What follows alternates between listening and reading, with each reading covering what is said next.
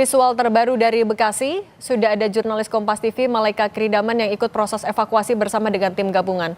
Malaika, bisa dengar suara studio? Bisa Anda ceritakan seperti apa proses evakuasinya, Malaika? Evakuasi dalam.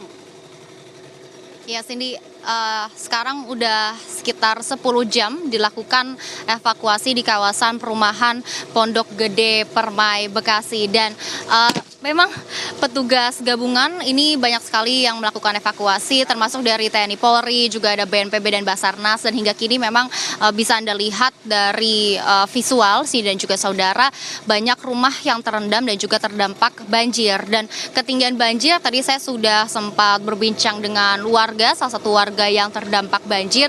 Memang ia mengatakan bahwa genangan atau ketinggian air ini bisa mencapai 5 meter begitu, karena memang tadi beberapa warga, sejumlah warga begitu ya Cindy, ini ada yang harus naik ke atap rumah karena rumahnya terendam banjir, dan penyebabnya sebetulnya dari luapan Kali Bekasi dan karena hujan deras tadi malam ini terjadi peningkatan debit air dari sekitar pukul 3 pagi waktu Indonesia Barat, dan hingga kini memang masih terus dilakukan evakuasi. Ini situasi terkini dan juga saudara, proses evakuasi yang dilakukan oleh petugas gabungan, dan memang masih banyak sejumlah warga yang masih berada di rumah masing-masing. Namun memang ada beberapa warga juga yang sudah memilih untuk mengungsi ke tempat terdekat. Ada beberapa titik pos pengungsian terdekat, termasuk juga dari gedung BNPB yang juga letaknya cukup strategis, berletak di pas di depan gerbang perumahan Pondok Gede Permai Bekasi. Juga ada beberapa pos-pos pengungsian lainnya seperti musola-musola terdekat yang juga dijadikan sebagai tempat pengungsian. Ada musola Ar-Rahman di dekat perumahan Pondok Gede Permai Bekasi. Memang kalau hingga saat ini sudah dilakukan evakuasi sekitar 10 jam, dan juga saudara, karena berdasarkan pernyataan dari petugas gabungan, petugas setempat, evakuasi ini sudah dilakukan sejak pukul 6 pagi, dan sebetulnya bisa Anda lihat dan juga saudara, ini evakuasi sulit dilakukan karena ketinggian air begitu ya, ketinggian debit air ini banyak sekali kabel-kabel listrik yang menyulitkan petugas setempat untuk melakukan evakuasi. Namun selain dari kendala kabel listrik, ini juga perahu karet yang tersedia ini juga cukup sedikit, sehingga ini juga yang menjadi alasan lambatnya begitu ya proses evakuasi. Cindy.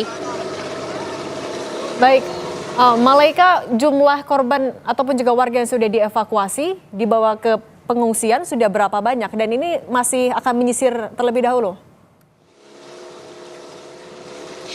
Iya betul Cindy, untuk saat ini kami masih menyisir dan juga masih melihat apakah ada warga lainnya yang membutuhkan bantuan, karena memang sejauh ini Cindy ada beberapa warga yang memilih untuk tetap tinggal di rumah, ada juga warga yang memang memilih untuk dievakuasi dan pindah sementara ke pos pengungsian. Kalau terkait dengan jumlah, hingga saat ini belum ada petugas setempat yang mengatakan berapa pastinya warga yang mengungsi begitu ya ke pos pengungsian, karena jumlah dari warga yang mengungsi ini terus bertambah Cindy, karena memang seperti yang tadi saya sudah katakan, ada beberapa warga yang memilih untuk tetap tinggal di rumah, namun ada juga beberapa warga atau sejumlah warga dan kebanyakan warga ini memilih untuk mengungsi. Tadi juga pos-pos pengungsian juga ada beberapa titik, dan memang ada juga warga yang tetap mungkin memilih untuk mengungsi ke rumah kerabat terdekat. Namun